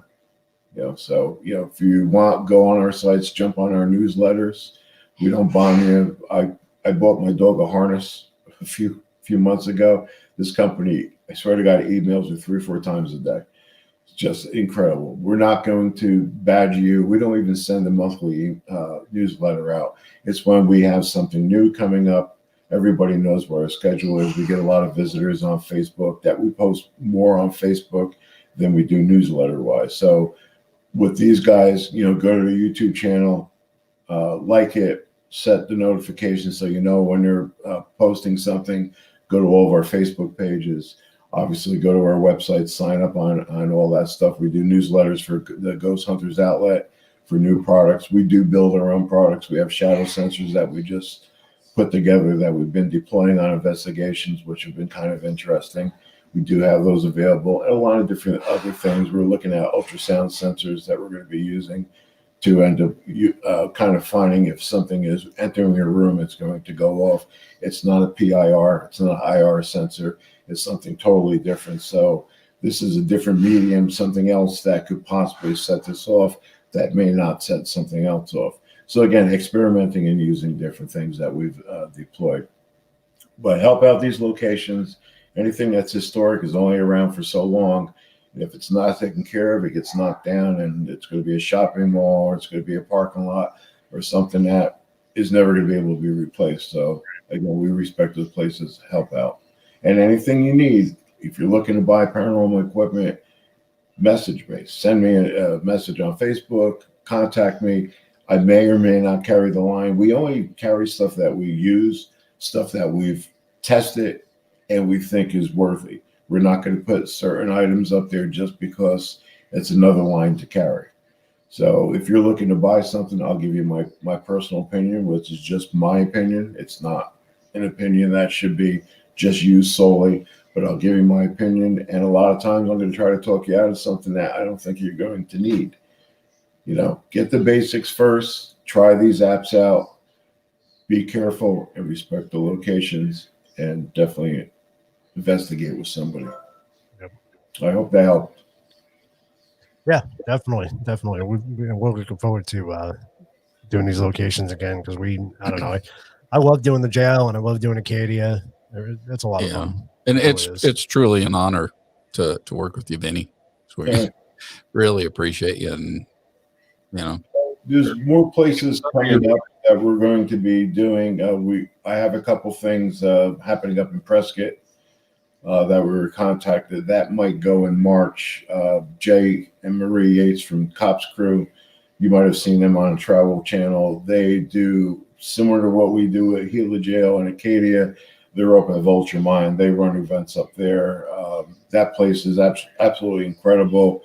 We're going to go up there as a team. We're not going to do that for the public, but as a team, if we can get 8 of us to go up there, there is a rental fee, but it's for what it's worth. I think it's a phenomenal place to end up, going and investigating. Over by us here in the North Phoenix area, we have the Pioneer History Museum. That I think it's 17 buildings. And we went in there. We did a very brief one beginning of the year, and we got some interesting stuff. But it's another place worthwhile. Both of those are outside, so we're not going to have that happening in January or February. We'll probably be looking early spring. So that'll be up on the website. That's something that we can all discuss. Like you guys rolled down to Tombstone. I know Wendy wants to put together going back to the Dona Ana and La Cruces, New Mexico. If anybody is in that area or anybody thinking of doing a road trip, maybe you live in Arizona or Colorado, whatever the case may be, absolutely fantastic place. Get out there, because unfortunately that is going to be a convention center in a year or two. So before it changes, enjoy that piece of history.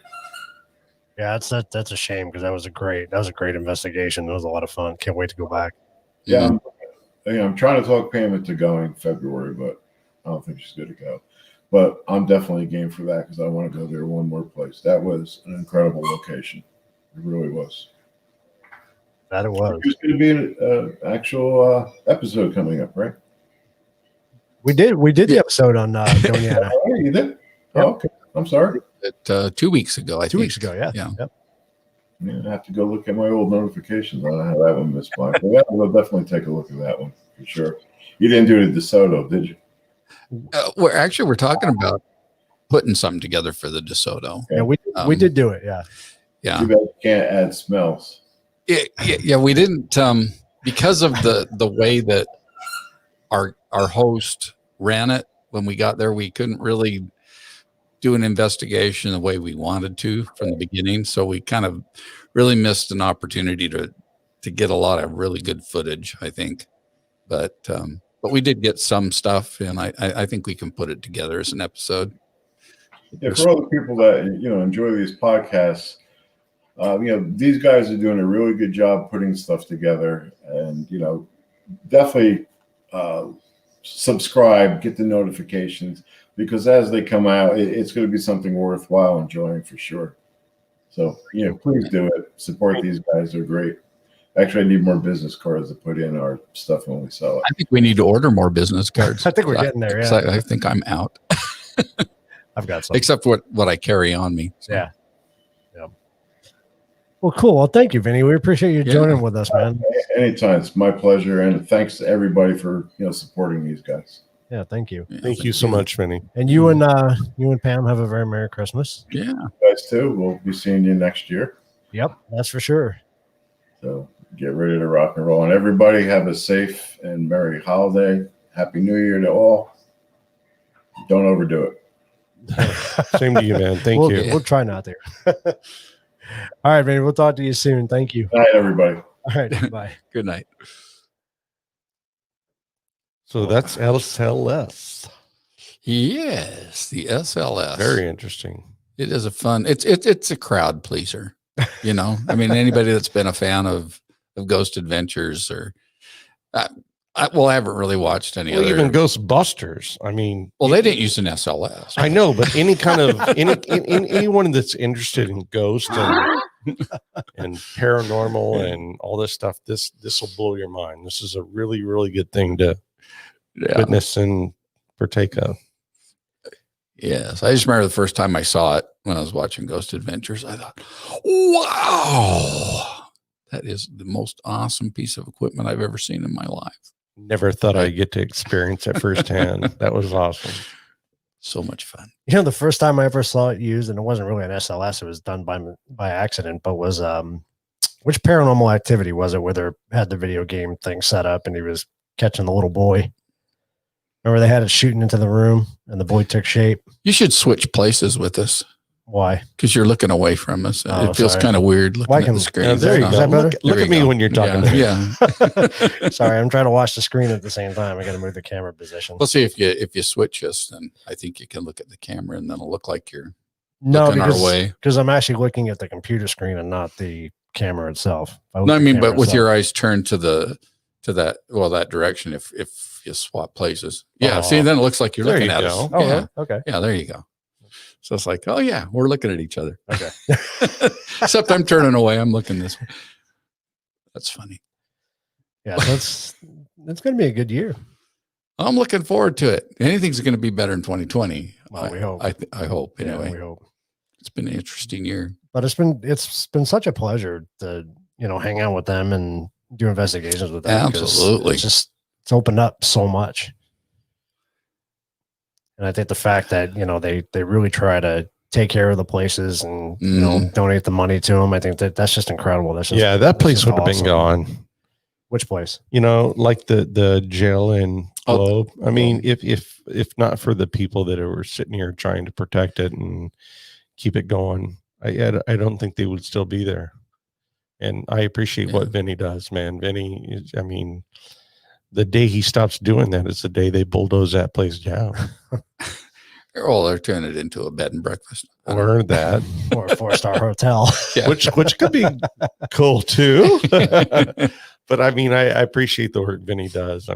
It's really cool that he sits there and preserves and keeps the legacy and the stories going. It's awesome. And the tours are great. They really are. I mean, they're very educational, and then you get to play with stuff. Whether you get anything or not, it's very educational. Yeah. It's so much fun. Even I think on one of the last tours, one of the ladies came up to me and said she loves learning the history about these places. And Vinny's, when it comes to history, is a wealth of knowledge of these places. And if we don't have people like Vinny, those places are gone. Yeah. Yep. And the support from everybody else too. So yeah, well, I think anybody that loves history or ghost hunting and history lovers, I think go hand in hand. And I think it's becoming a bigger and bigger thing now. It is. There's a lot of places in Arizona that were abandoned ghost towns that would have already been leveled had not the infatuation of ghost towns been so popular. Right. A lot of these places have been saved because of people's interest in tourists in it. I had a thought. And it fled? And it's fleeting. I can't remember what I was going to say. It went away like my beer did? Yeah, exactly. God, what the heck was I going to say? That's bad. Those are really good teas. Oh, no, I wanted to bring up Ghost Quest. Because Brian. Brian, because he does have 3 books out now. Awesome. He's got his 3rd one out now. Yep, Huh? yep. Cool. Yep. Lindsay ordered a copy of it, so we have a copy of it. So he's got New York, Michigan, and what's the 3rd one? Massachusetts. Massachusetts, I think. Yeah. So he goes through the history and haunted locations in the different states. The place where they drive cars? Cars. Yeah. Exactly. And then we took Lindsay and I took a trip to LA this weekend. Yes, you did. We got to go see the Queen Mary, and that's for those of you who've never seen it, it's pretty impressive actually, even from afar. Yeah, I saw the picture of the Queen Mary in the background. Yeah, even that was really, really cool. It was like the Titanic. It was monumental. It was awesome to see that in the background. Much easier to see it than the Titanic, though. Yeah, at this point. But the fact that that's still there and available to the public is just amazing. Oh, that's cool. Well, it's a hotel, and it is allegedly haunted. So and a pricey one at that. I mean. The hotel or to do investigations? Either way. Yeah. $700 or $800 a night per room. Is it? I don't know. It was closed due to COVID, so we couldn't go by it. Oh. We had to see it from a distance. So crazy place. Also, I want to say thank you to all the people that have asked Scotty all the questions. He's received a lot of emails. It's Ask Scotty Gown at yahoo.com, and he was overwhelmed at all the responses that he got last week. And I want to say thank you guys. And if you have any questions or about dreams and clairvoyance and median and all that stuff, please feel free to continue asking him questions. Yeah, it'd be great to bring him back. He's overwhelmed with the response, and I think we have to have him back here real soon. I think he needs his own show. Yeah, I'll be honest with you. I think I'm going to start pushing that. Yeah, he does. Absolutely. I mean, it's amazing. Like I have to go out there on Thursday, and I dread it because I don't know if I can leave. I start talking to him at the table, and it's like all of a sudden, it's like Allison's like, "When are you coming home?" I'm like, we just got here. What are you time talking about?" It? Right? Yep. Yeah, it's pretty amazing. But thank you guys so much for your questions and everything that you've been asking him. And he's just elated with all the attention and all the wonderful questions that you guys have been giving and asking. And I appreciate that. And he does too. Just want you to know that. And for those of you just joining us or jumped on late, please go check out our new Christmas release. Yes, as soon as we're done here, this is your assignment is to go to our YouTube channel and watch our new Christmas or Creepmas video. Yep. And you're going to hit the like. I'm telling you, you have to do this. Yes. Hit the like. You're going to share it to your social media page, and then leave us a comment. Tell us what you think about it. Man. Can we not show this at the end of our show? No, because we're going to tease it. Yeah. All right. People need to go visit our channel. Go visit this. This is really cool. You'll love it. And again, it is for a mature Yes. audience. Yes. Yes. Yep. Don't set your children down in front of the TV. It's not before you watch Sesame this. Street. I've got 8 and 9-year-olds and they love it. Well, I'm sure they would. Yeah, Yeah. I'm sure they would, especially day number 2. Yeah. Yeah, it was, it's funny because Joey and I in the past have done usually a Christmas song every year. And we haven't stopped the tradition, have we? We haven't stopped the tradition, but this year we wanted to do something a little different because we've done some episodes with our horror family, and we're pushing the envelope now. And we did. And I got to tell you, all joking aside, the opportunity to work with the folks we did on there, they're super talented. Oh man. And it was just a lot of fun to do, even though it's mature and it's yeah. And this was it's appropriate. This was from Arizona to Nova Scotia, Canada. Yep. Yeah. It's kind of crazy. I mean, and all points in between. Yeah, please go check it out right after the show. Yeah, it was a blast. It was a lot of fun. So we'll see what's on the table next for that one. But speaking of our horror family, next week's show, we're gonna have the group back on, and we can talk about more about the song next week because they're going to be joining us to talk about Christmas horror shows. Yes, your favorite. Is that your favorite? Is that an oxymoron? What's that? Christmas horror? That is one of the biggest things. I didn't realize how many Christmas horror movies there were. Really? Yeah, I mean, there are. I mean, it's huge. Christmas, originally a pagan holiday, a lot of the origins of Saint Nick and all that stuff are really dark. Mm-hmm. And so it's a perfect marriage, in my opinion, So give me an example. What is a Christmas horror show? Or well, let's make it really simple. One you've probably seen would be Gremlins. That's Christmas? That's a Christmas. It's a Christmas, Yeah, that's yeah. Christmas. Krampus is one of them. Krampus. I finally saw that for the first time this year. Did you? Yeah, that's pretty cool. I thought my worst Christmas show was Die Hard. Well, that's an awesome one. That's action packed stuff, but this is horror. Well, I'll tell you, if you really want to get into like the urban legends and the folklore surrounding Christmas, you got to go check out Mike's channel, Super Horror Show channel. Mm-hmm. He released his 13 days. Yeah. And it's really cool. It's really cool. And Krampus. Again, the work he does is him and his wife they're just phenomenal. It really is. Very talented people. So go check that out. And I bring him up also because he brought up a good point when we started talking about doing this song. The people who like the horror genre really kind of get the short end of the stick because they have Halloween, and that's their That's time. about it. And that's everybody else. You celebrate Christmas. I want to hear the starting in horror October, of Easter so. and the horror of. But Yeah. he's got he does stories on that too. He does stories on the Bunny Man. It's really cool. Go check out his channel. Valentine. I'm sure that could be very haunted. Yep. So That's impressive. Yeah, All right. and Stay tuned. it's a lot of fun. It's just that everybody's telling me. I think they were telling you too, Joey. It's like all the work we've put into this thing, but it's like to me, it's not work. It's just been so much fun. It's to been do. a blast. Yeah. Education. Oh, it's not And so an much- education yeah, too. it's And been it education. goes back into history. Like Krampus. Somewhere in Europe, or is it in Germany or Austria or whatever, where Krampus came, or they still have I think it was a festival every I year. think it's when I was over, I think it was in Vienna, Austria, but I could be could be wrong. But there's other places over in the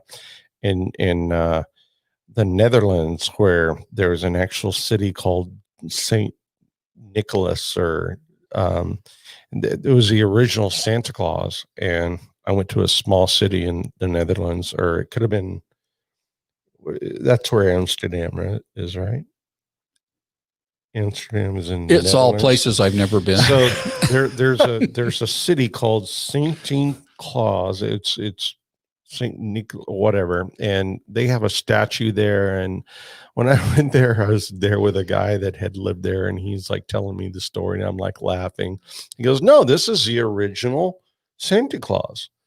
And the city is actually called Sancti Claus or something like that. Yeah. And I'm like, I thought he was just crazy. And I explored the town and went and saw everything. And my gosh, it was amazing. Hmm. So I don't know that I totally believe it. Yes. See, But there was an original Sancti Claus, or Saint Nicola, or Saint, I can't, is in the Netherlands, is either in Belgium or the Netherlands. I think I've heard that horror story. yeah. Well, Super Horror Show Mike will tell us exactly where. Yeah, somebody that should happened, know so that. He knows all It's this. Saint, the city is called Saint something, whatever, but that's where the original story of Santa Claus originated. So I want to do a close up to Tim's camera so you can. Lindsay wants me to show our beer tree. Oh, yeah. So hold up the tree, Tim, so people can see it. Put the tree up in front of the camera there. So we got little beer mugs on our tree. It's awesome. That's very cool. Very festive. Yeah, the tree still has beer, and It's all about the beer. It's all about the beer. Oh boy. Yeah, so please go check out Super Horror Show's 13 Days of Creepiness. Very, very cool. And while you're at it, check out our 12 Days.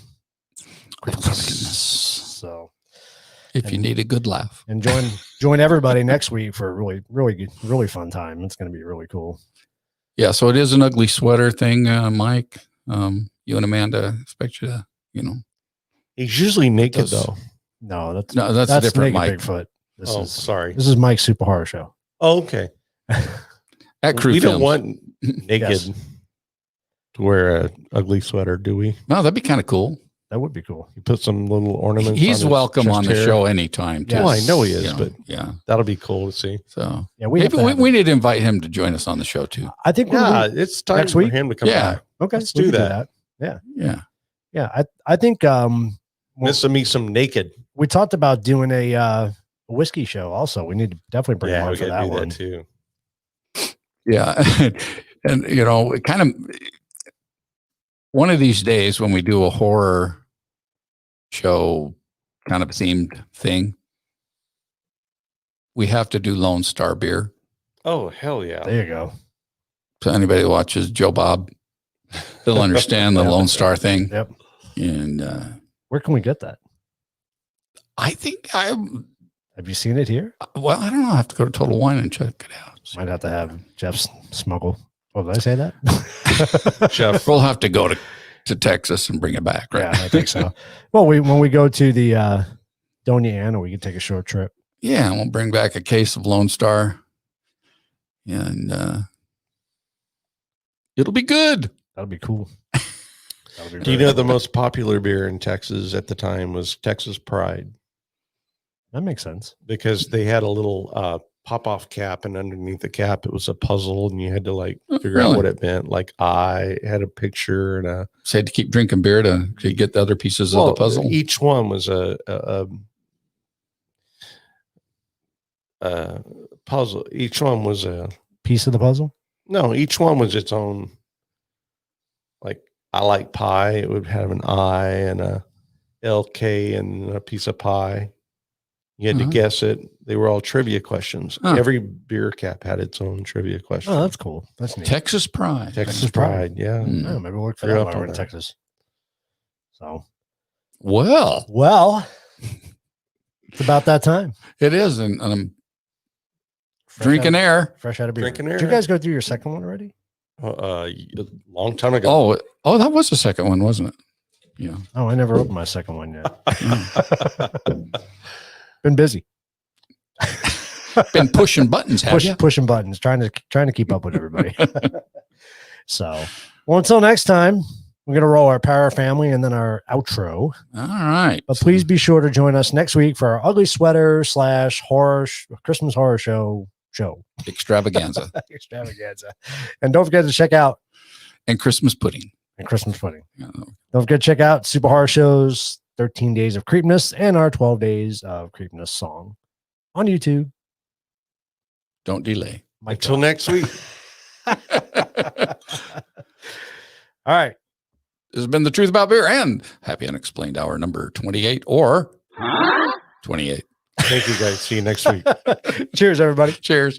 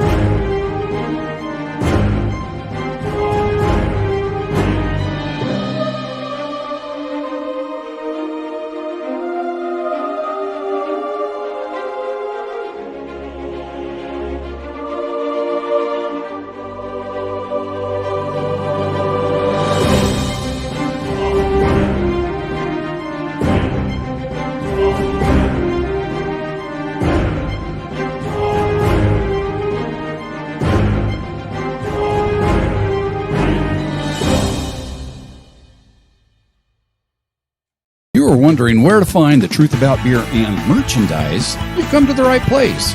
BS Designs has all the merch you've been looking for, from t-shirts and koozies to the very collectible The Truth About Beer and themed gnomes. Visit BS Designs today.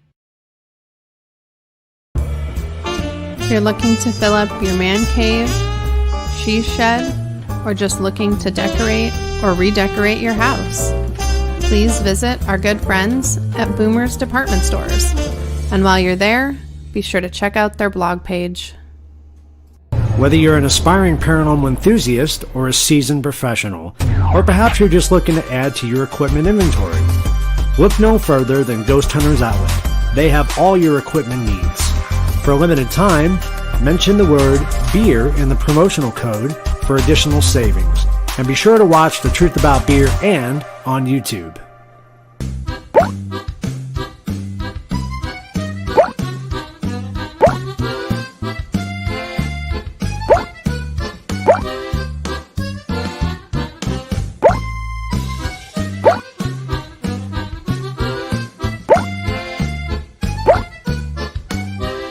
Welcome to The Truth About Beer